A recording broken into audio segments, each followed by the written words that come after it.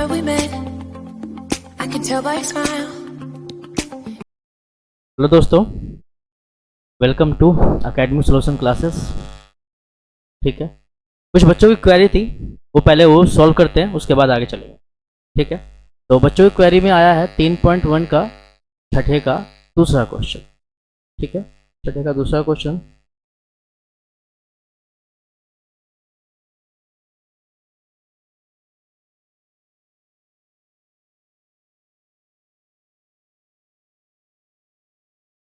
x plus y 5 plus Z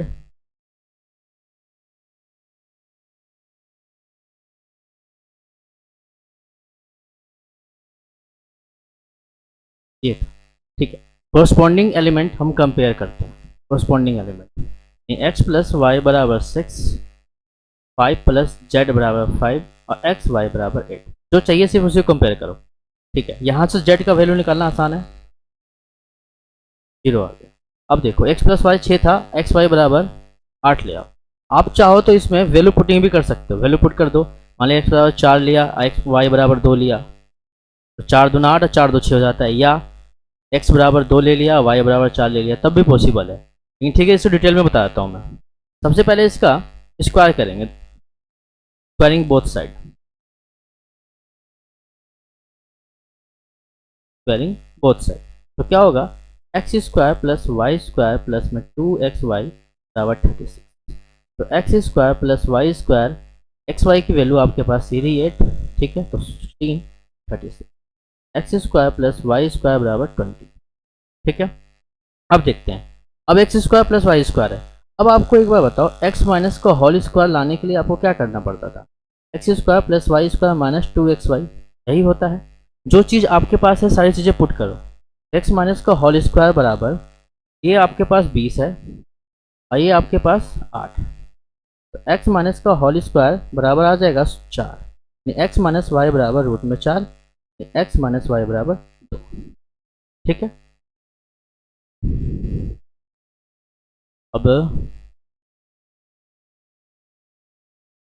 ठीक, अब ऐसे भी रूट में निकलने के बाद प्लस माइनस में 2 आ सकता है। ठीक है, आप प्लस में भी लो, 2 में भी लो, लेकिन मैं पहले प्लस में लेके दिखाता हूँ। यानी कि आपके पास x प्लस वाई बराबर 6 था, तो x माइनस वाई बराबर आपने 2 ले लिया। ठीक है, प्लस वाला ही लो, माइनस वाला मत लेना। अब देखो, अब निकालने के लिए 10th की तरह कट गया, तो 2x बराबर कितना आया 8, x बराबर कितना आया 4। अब y का निकालोगे तो क्या आएगा, x की वैल्यू पुट कर दो कहीं भी, 4 प्लस वाई बराबर 6, तो y बराबर आ गया फिर x की। ठीक है, माइनस वाला लोगे तो कुछ और आएगा, माइनस वाला आप अपने आप सॉल्व कर लेना।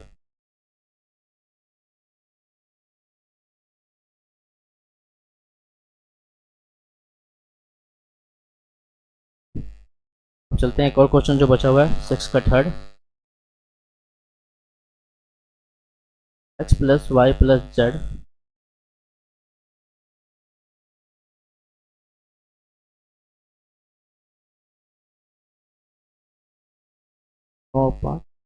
ये दिया हुआ है।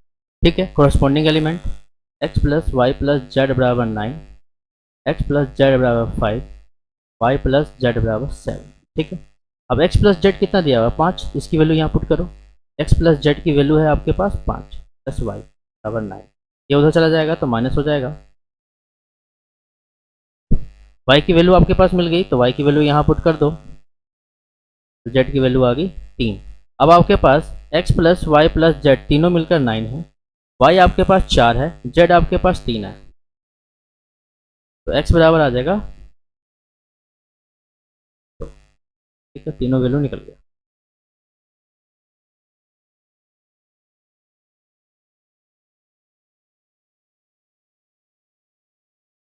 अब सीखते हैं मल्टीप्लिकेशन।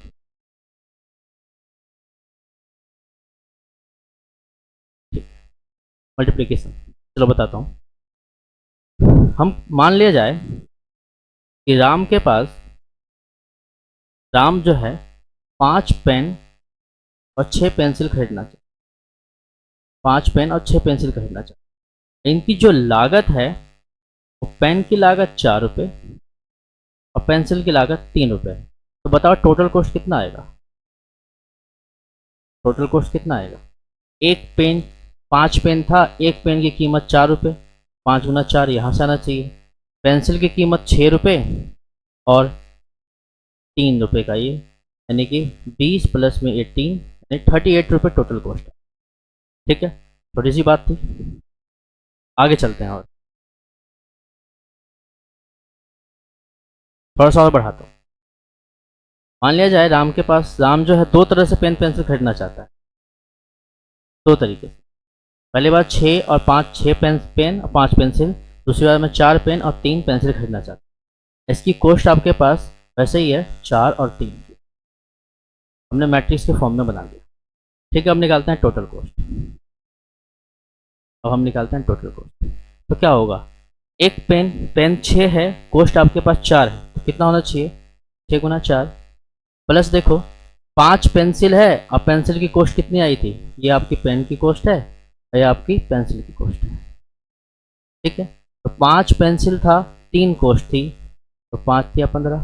ठीक है, ऐसे ही दूसरे केस में 4 पेन था, एक पेन की कॉस्ट है 4। ठीक है, फिर 3 पेंसिल था, पेंसिल की कॉस्ट है 3, तो क्या बन के आया, 24, 15, 20, 5 4 9 40। ठीक है,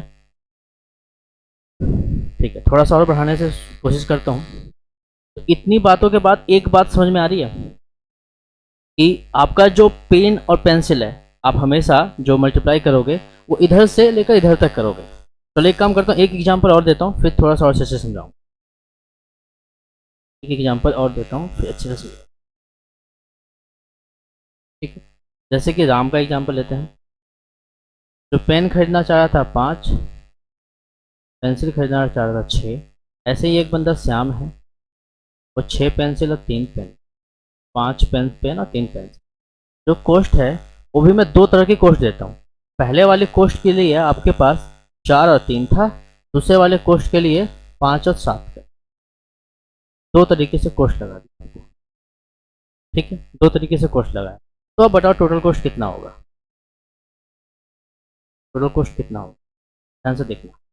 5 पेन था, एक पेन की कॉस्ट 4, तो 5 गुना 4 आना चाहिए। 6 पेंसिल खरीदना, एक पेंसिल की कॉस्ट, ये पेन होना चाहिए, पेंसिल होना चाहिए। ठीक है, 6 पेंसिल था, पेंसिल की कॉस्ट आपके पास 3, टोटल कॉस्ट तो यहाँ आ जाएगी। सेम इसकी दूसरी कॉस्ट भी निकालते हैं, 5 पेन 5 पेंसिल। ठीक है, 5 पेन का कॉस्ट था, 6 पेंसिल उसका कॉस्ट है 7। ठीक है, ऐसे ही श्याम के लिए आते हैं। ये था राम के लिए आपका पूरा। अब आते हैं श्याम के, अब आते हैं श्याम के। श्याम के पास कितना है, 6 पेंसिल है, एक पेंसिल की कॉस्ट और 6 पेन है और एक पेन की कॉस्ट 4 है। अब आपके पास 3 पेंसिल है और एक पेंसिल कॉस्ट आपके पास 3। ठीक, ऐसे ही कि दूसरी कॉस्ट क्या बनेगी, 6 पेन था और एक पेन की कॉस्ट 5, 3 पेंसिल था और एक पेन की कॉस्ट, पेंसिल की कॉस्ट 7। देखो टोटल कॉस्ट जो आपके पास बन के आई, 5 चौक 20 18 38, 6 चौक 24 और 9 33, 25 और 42, 25 और 42 कितना, 5 2 7 और 4 2 6। ठीक है, 30 और 21, ये आगे टोटल कॉस्ट। तो एक बात आपने समझा कि जो भी हम मल्टीप्लाई कर रहे हैं उसका हमेशा इसमें मल्टीप्लाई हो रहा है। ध्यान से देखो, इसका आपके पास इसका वाले का रो, इसका वाले का कॉलम। देखो ध्यान से, जो मल्टीप्लिकेशन आपने मैट्रिक्स में सीखा वो इसका तो रो था और इसका कॉलम ले रहे हैं हम हमेशा। नहीं, पहले वाले का ये वाले पार्ट का रो और दूसरे वाले पार्ट का कॉलम लिया जा रहा है। इतनी बात शायद समझ में आ गई। ठीक है, नहीं आई हो तो कोई बात नहीं, मैं इसको थोड़ा सा और डिटेल में समझाता हूँ और समझ में आएंगे, और समझ में आता है। ठीक है, और देखते हैं और समझ साथ मल्टीप्लाई करना। जैसे कि आप सिंपल एक मल्टीप्लिकेशन लेता हूँ आपके पास, 1 0 -1 3 2 7 और जो बी दे रखा है वो आपको 1 3 5 2 3 4 ये दे रखा है। ठीक है, अब हम मल्टीप्लाई करते हैं। तो अभी तक जो आपने गुना करने देखा था कि जो पहली लाइन थी वो इसमें जाएगा गुना होने के लिए, 1 गुना 1। ठीक है, फिर इसमें जाएगा यानी कि -1 और गुना 3। तो बीच में कुछ नहीं, प्लस का निशान आना चाहिए बस, बीच में कुछ नहीं, प्लस का निशान। फिर इसकी गुना इसकी, प्लस 2 गुना 3। ठीक है, हो गया। अब ऐसे ही इसका मल्टीप्लाई इसमें किया आपने, गुना 5। ठीक है, इसकी गुना फिर से इसमें करिए आपने, तो प्लस आएगा -1 गुना 2। ठीक है, प्लस 2 की मल्टीप्लाई 3 4 में कर दी, हो गया। नीचे वाले का भी हमने जो अब तक सीखा था, 0 की मल्टीप्लाई 1 में। ठीक है, फिर 3 की मल्टीप्लाई 3 में। ठीक है, फिर 7 की मल्टीप्लाई 3 में। इस तरह से इसकी भी 0 की गुना 5 में, फिर 3 की गुना 2 में, फिर 7 गुना 4 में। ठीक है, देखो ये सारा मल्टीप्लिकेशन हो गया। अब जा देखो कितना है, 1 -3 6 0 9 इधर से आया 5 -2 8 0 प्लस में 6 प्लस में,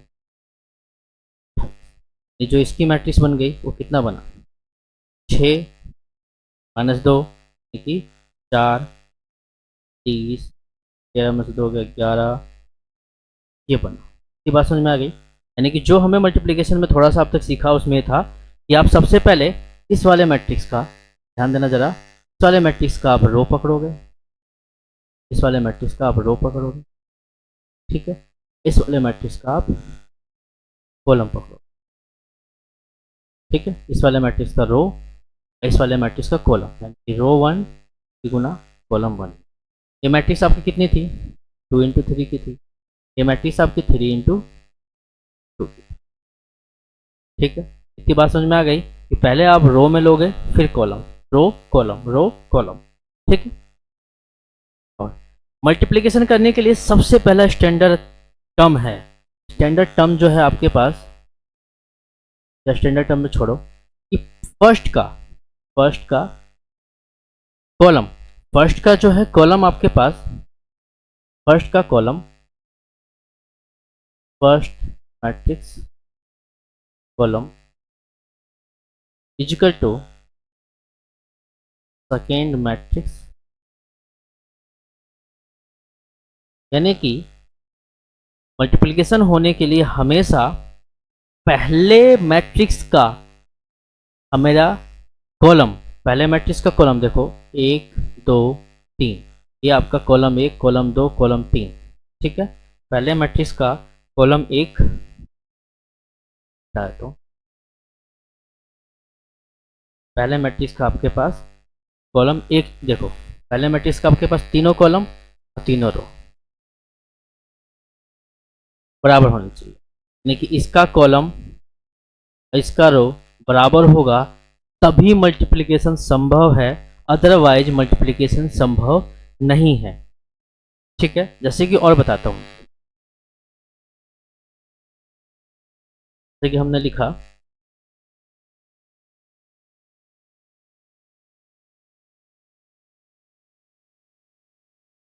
ये लिखा b बराबर लिख दिया हमने,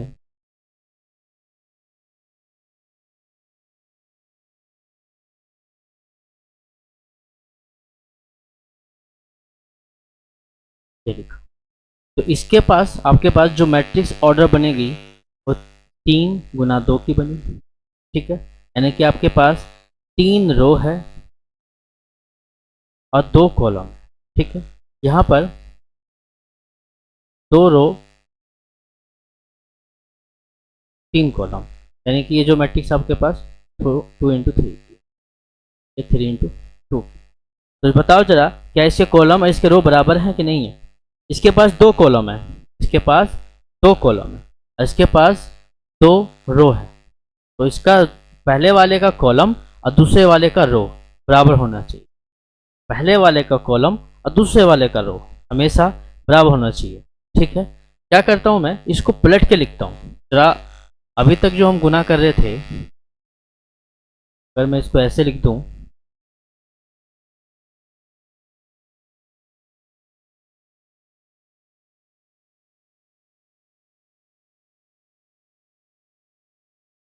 ये मैंने ऐसे लिखा, इसके पास 3 रो, इसके पास 2 कॉलम, यानी जो मैट्रिक्स बनी 3 × 2 की बनी। ठीक है, इसके पास 2 रो और 3 कॉलम। ठीक है, तो देखो जरा, 2 रो और 3 कॉलम, इसकी मैट्रिक्स कितनी बनेगी? 2 3 की। ठीक है, यानी कि आपके पास इसका देखो कॉलम, कॉलम देखो 2 कॉलम है, इसके पास 2 रो है बराबर, तो इक्वल हो जाएगा। ठीक है, अब इसको क्या करते हैं, हम ऐसे लिख के देखते, 3 5 7 4 ये लिखा हमने बी वाला है, ये वाला हमने लिखा 3 5 6, ये हमने बी का ऐसे लिखा, ए का हमने ऐसे लिखा। इसके पास कितनी रो है?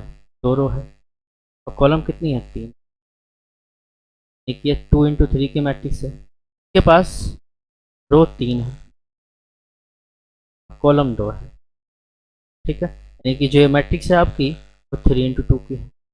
ध्यान से देखो जरा, इसके पास भी 3 कॉलम और इसके पास भी 3 रो, यानी इसका कॉलम इसका रो बराबर है, इसका कॉलम इसका रो बराबर है। इस वाले को ध्यान देना, सिर्फ इसका कॉलम इसका रो दोनों बराबर है। अगर रो और पहले वाले का कॉलम और पहले वाले का दूसरे वाले का रो अगर बराबर है तभी मल्टीप्लिकेशन संभव है, अदरवाइज संभव नहीं है।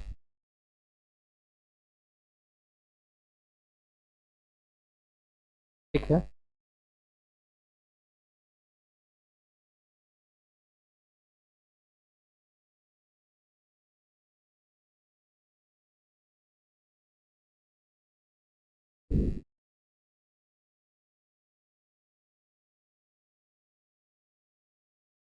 जैसे कि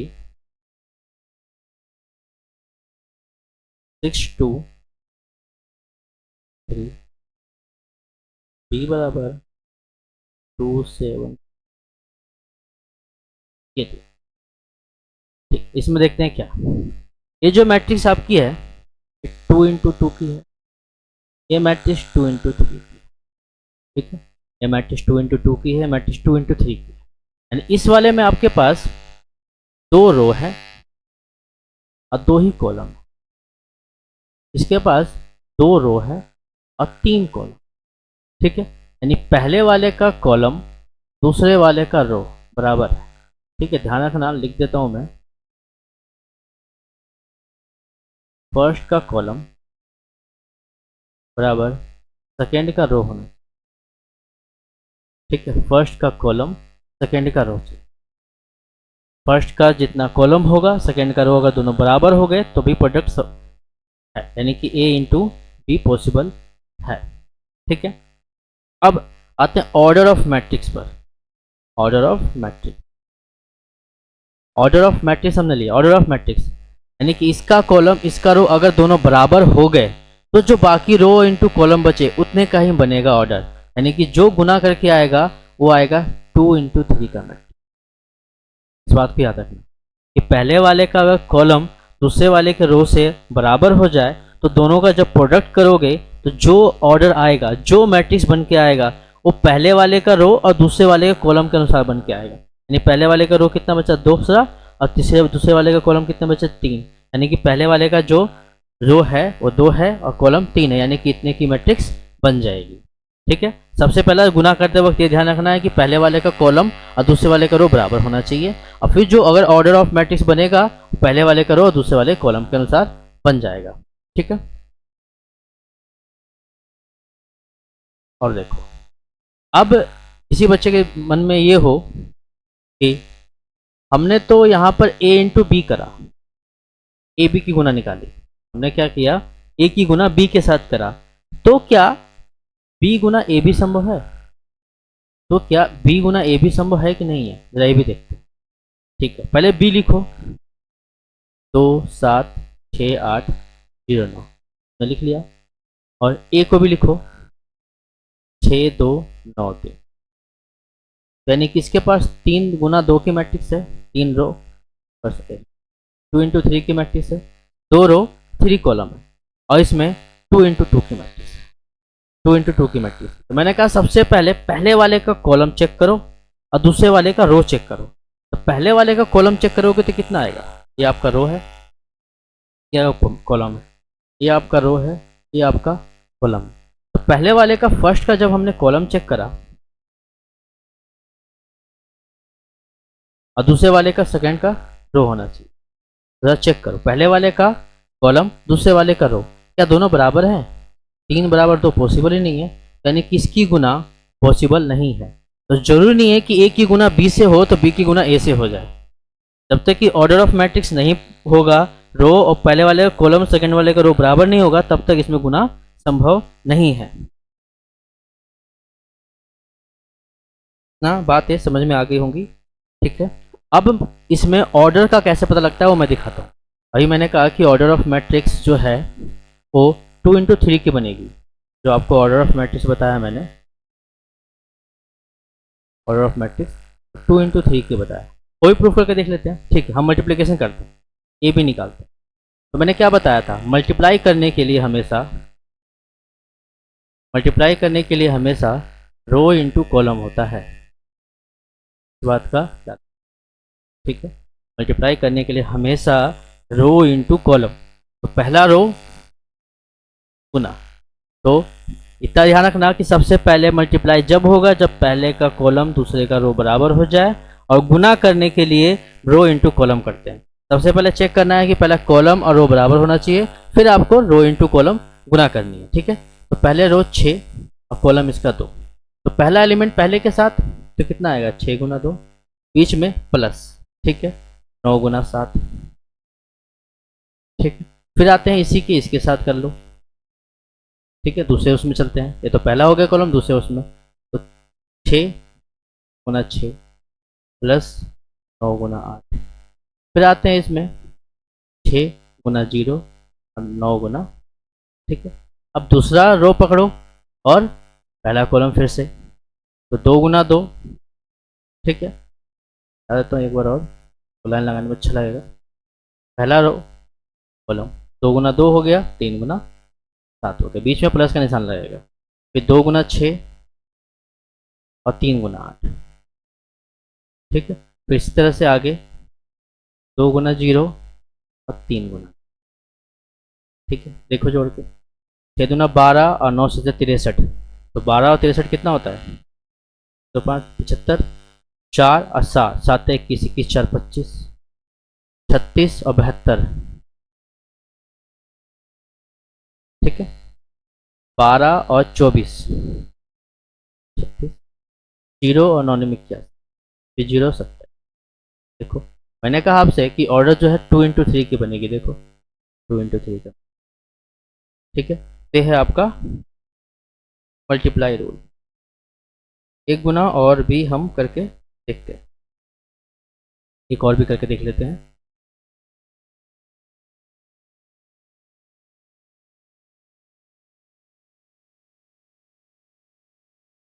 एक -4 -2 5, b बराबर दिया हुआ है 2 4 2, ठीक है, ठीक है। तो सबसे पहले चेक कर लो कि इसका कॉलम और रो बराबर है कि नहीं है। ये 2 × 3 की मैट्रिक्स है और ये आपका 3 × 2 की मैट्रिक्स। देखो पहले इसका कॉलम, इसका रो बराबर है, एक कॉलम है, रो है बराबर, ठीक है। तो जो आपका ऑर्डर बनेगा वो 2 × 2 की बनना चाहिए, ठीक। पहले कॉलम और रो बराबर कर लिया, तो जो ऑर्डर बनेगा 2 × 2 की बननी चाहिए, ठीक है।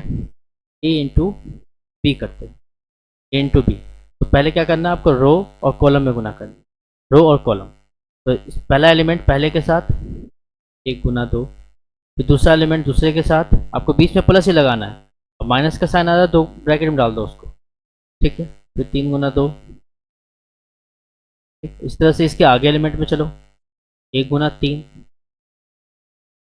-2 × 5, फिर 3 ठीक है। फिर आते हैं -4 की गुना 2 में करो, 5 की गुना 4 में करो, और 5 की गुना 2 में करो, ठीक।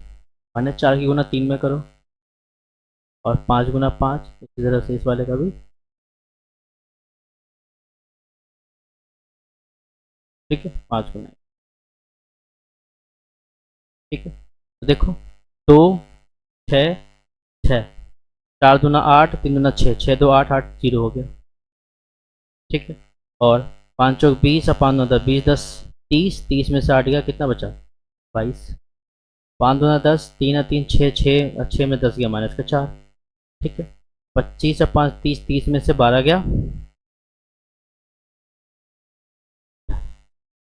आ गया 2 इंटू 2 की मैट्रिक्स। ठीक है, ये बता रहा था मैं 2 इंटू 2 की। ठीक है,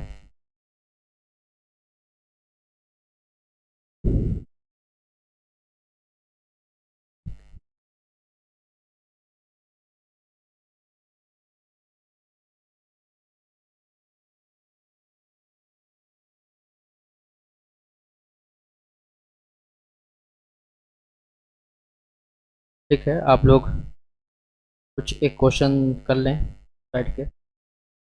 ए बराबर 0 0 माइनस 1 2, बी बराबर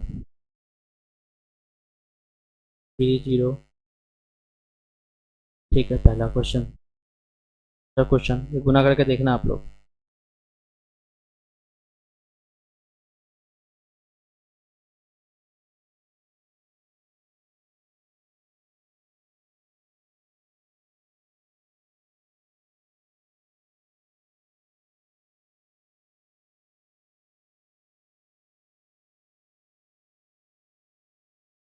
ये 2 क्वेश्चन करके देख। ठीक है, आज इतना ही करते हैं, इतना ही करते हैं। ठीक है, और बच्चों कुछ मत करो, सिर्फ वीडियो को ध्यान से देखो, और जो क्वेरी हो वो मुझे ज़रूर सेंड करो। आप लोग क्वेरी बिना सेंड करे बात नहीं बनेगी। क्वेरी सेंड करो, आराम से क्वेरी सेंड बताओ क्या है प्रॉब्लम, आ रही क्या नहीं आ रही। ठीक है, और पढ़ते रहो, यही समय है आगे बढ़ने का। लॉकडाउन है इसका मतलब ये नहीं है कि आराम से मौज मारा सो गए, उससे कुछ नहीं होने वाला। अभी जो तैयारी कर लोगे वो बाद में आसान हो जाएगा, और नंबर अच्छे बनाने का यही एक मौका है। ठीक है, हमेशा ध्यान रखना, इस समय जो बच्चा पढ़ता है वो 90 प्लस तक जरूर जाता है। अब इस समय का सदुपयोग नहीं करोगे, बाद में स्कूल खोलते ही बर्डन बढ़ जाएगा और सबसे काम नहीं हो पाता। ठीक है, तो उम्मीद करता हूँ सभी लोग स्वस्थ होंगे, घर पे होंगे, अच्छे होंगे। ठीक है, और वीडियो को फैलाओ, जितना ज़्यादा फैला सकते हो। सब्सक्राइब करो। ठीक है, धन्यवाद।